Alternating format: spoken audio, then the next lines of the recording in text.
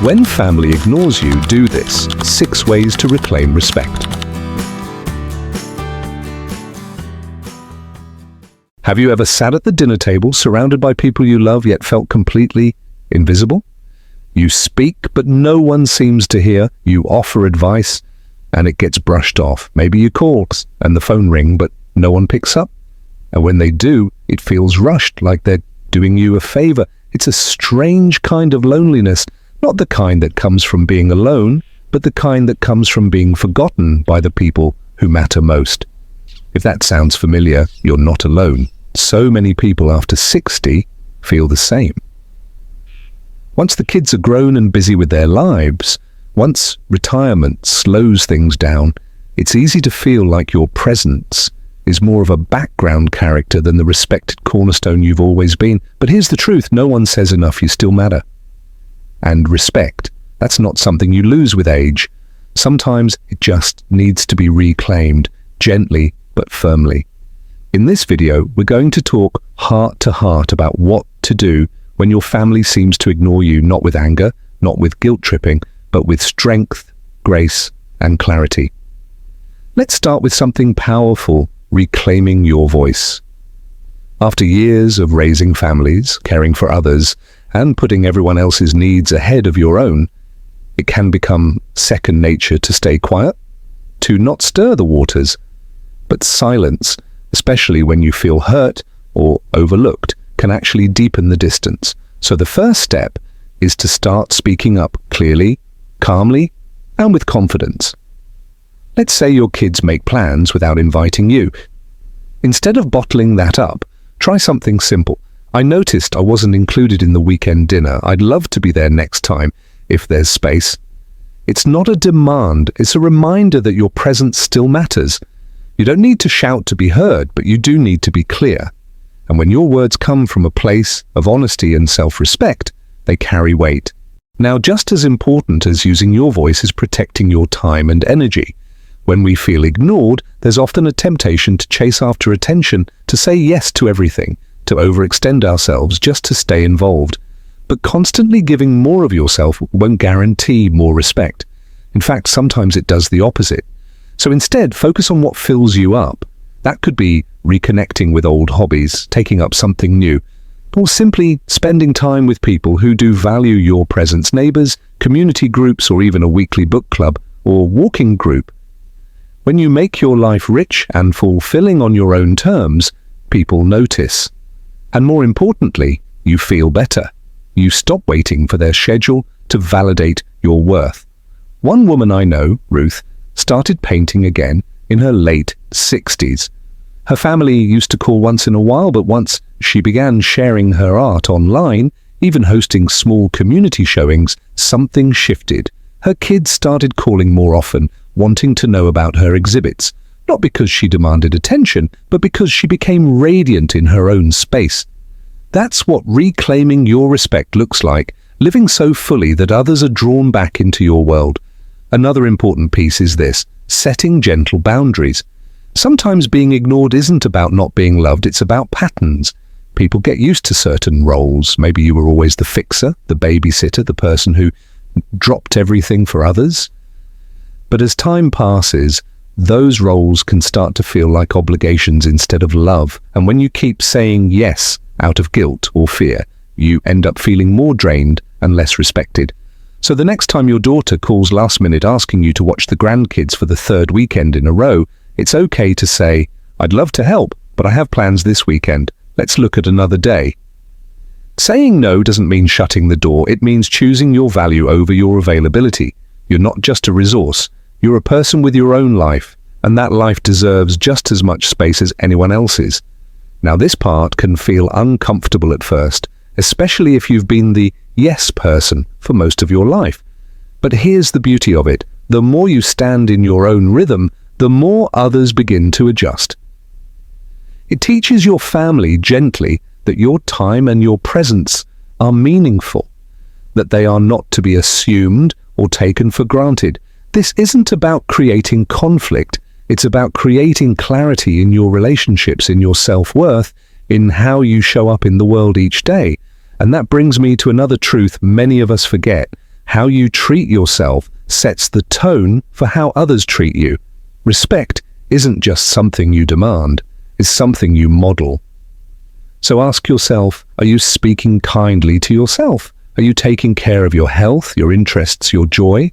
Or are you waiting for someone else to make you feel whole again? You've spent a lifetime giving, now it's time to receive not just from others, but from yourself. Respect begins at home, in the quiet choices you make each day, to honor your own needs, to celebrate your own worth, and to step into every morning knowing you deserve to be seen, heard, and appreciated not for what you do, but for who you are. Let's keep walking this path together. Sometimes, when you start putting yourself first, just a little, you might feel a pang of guilt. That old voice inside might whisper, "A good parent never says no," or "You should be grateful they even call at all." But let me tell you something important. Setting boundaries isn't selfish, it's healthy. And when done with love, it actually strengthens relationships. The truth is, respect flows both ways. And if you always give, while shrinking your own needs, people around you begin to assume that's just how things are. Not because they're bad people, but because that pattern becomes familiar. So when you shift it even slightly, it can start to wake others up. That brings us to something deeply powerful, rebuilding your self-image. How you see yourself influences how others see you. When you look in the mirror, do you still see someone with wisdom, with life experience, with value? Or has that image faded a little, replaced by doubts, maybe even a sense of being past your prime? If so, you're not alone, but that's something we can absolutely turn around. It starts with acknowledging who you are today, not just the past version of you, not just mom or grandma or dad, but the person standing here now, still learning, still growing, still deserving of purpose. One man I spoke with, Alan, shared that after retiring he felt like he'd lost his place. His kids stopped calling as often, and he didn't know how to fill his days. He told me, "I felt like I was just fading." But one day, he joined a local storytelling group. Nothing fancy, just folks sharing life experiences at the library. And little by little, his spark came back, his confidence. And guess what? His kids noticed. They started asking for advice again, calling more, listening. He didn't have to beg for attention. He simply reclaimed the most important thing first, his own belief in himself. And when you start from that place, that solid ground, you'll find that your relationships begin to shift too. Not overnight, not perfectly, but gradually, consistently. Now, before we dive in, if you're new here and haven't subscribed yet, I'd love for you to hit that subscribe button. We're on a mission to bring you science-backed, practical health tips like this every day, and trust me, you won't want to miss what's coming next. Now, let's talk about another important move, changing the conversation. When we feel ignored, our instinct might be to complain or criticize, "You never call anymore," or "I guess I don't matter." And those feelings are real, but the words, they often shut people down. They make others feel defensive. But if instead you say something like, "I really enjoy our talks, I miss them when they don't happen," you're opening a door instead of building a wall. You're letting your family know what matters to you without blame, without shame, just honesty. That simple shift in language can make a huge difference. And here's a little secret. People are more likely to respect your needs when you express them with clarity and calm, not with pressure or guilt. You have a right to say how you feel, and you can say it in a way that invites reconnection, not resistance. And while we're on the topic of communication, let me ask you this. When was the last time you really shared something new about yourself with your family? It's easy to fall into the habit of talking only about the grandkids or asking how work is going, but your life still has depth, dreams and stories too. Maybe you're trying a new recipe, maybe you read an article that moved you, maybe you're thinking about learning a new skill or going on a trip. Share that. Be a full person in the eyes of your family, not just a support system. When they see you as someone with interests and energy, it shifts the dynamic. It makes conversations richer. It reminds them that you're still evolving and that your life is still very much unfolding. And if they don't respond right away, that's okay. You keep showing up as yourself. Because at the end of the day, your job is not to prove your worth, it's to live it. It's to create a life that feels whole, regardless of who's watching. And often when you do that, people start watching again. They see the change, they feel the shift, and slowly the respect returns, not because you asked for it, but because you embodied it.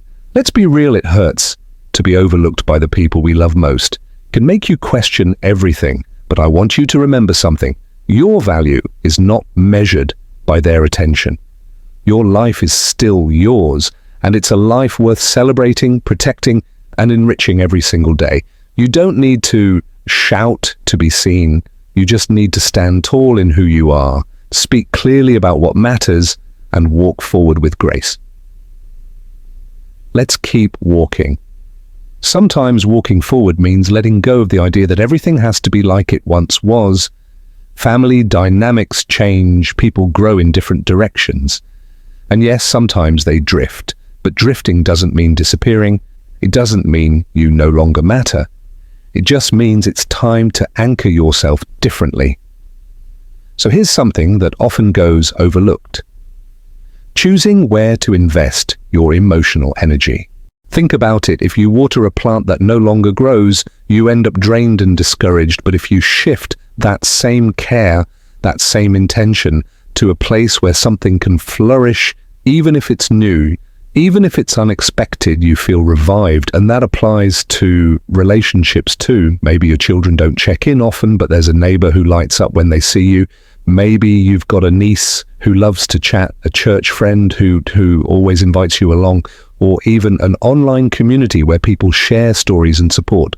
Nourish those spaces, show up there fully, let go of trying to pull affection out of people who aren't ready, and pour your heart where it can be held. This doesn't mean giving up on family, not at all, but it does mean giving yourself permission to be loved in more than one place, because your story doesn't end with your children or your partner. It keeps unfolding, and so does your circle. Now, if we're being honest, some of the deepest pain comes not from being forgotten, but from wondering if we ever really mattered to begin with. But I want to tell you something loud and clear. You have shaped lives. You have carried others through storms they barely remember. You have left fingerprints on hearts, even if no one ever said thank you. Your impact isn't erased just because people got busy. It's still there, baked into the way they live, the choices they make, the values they carry. And part of reclaiming your self-respect is taking a moment quietly to see all that you've given and to honor it. Not out of pride, but out of peace. You don't need anyone else to validate your worth. You lived it. And now is the time to live for you. That might mean trying something bold, learning something completely new, joining a theatre group, or traveling to a place you've always dreamed of. It could mean writing down your life story for your grandkids, or taking up a class just to challenge your brain and stretch your spirit. These things don't just fill time, they build identity. They remind you every day that life isn't behind you, it's with you. And here's something beautiful that happens when you start living more fully. The people around you start to notice. Respect doesn't always come back because you ask for it. Sometimes it returns because you become someone who naturally commands it, not by force, not with frustration, but by being centered in who you are. People respect what is steady, what is self-knowing, what doesn't bend just to be liked. And that's you now. So where does all this leave us? It leaves us with a simple, powerful truth. Being ignored doesn't mean being powerless. It's just a signpost, a message, a reminder that it's time to shift your approach, not who you are. You don't have to wait for others to wake up to your worth. You can live it, breathe it, show it, and let the rest catch up if it does. And if it doesn't, you've still built a life that feels rich and rooted in who you've become. And maybe the people who once took you for granted will start to wonder what's changed. Like, they'll see the light in your eyes again, the energy in your steps. They'll hear the steadiness in your voice when you say, I matter, and I'm living like it.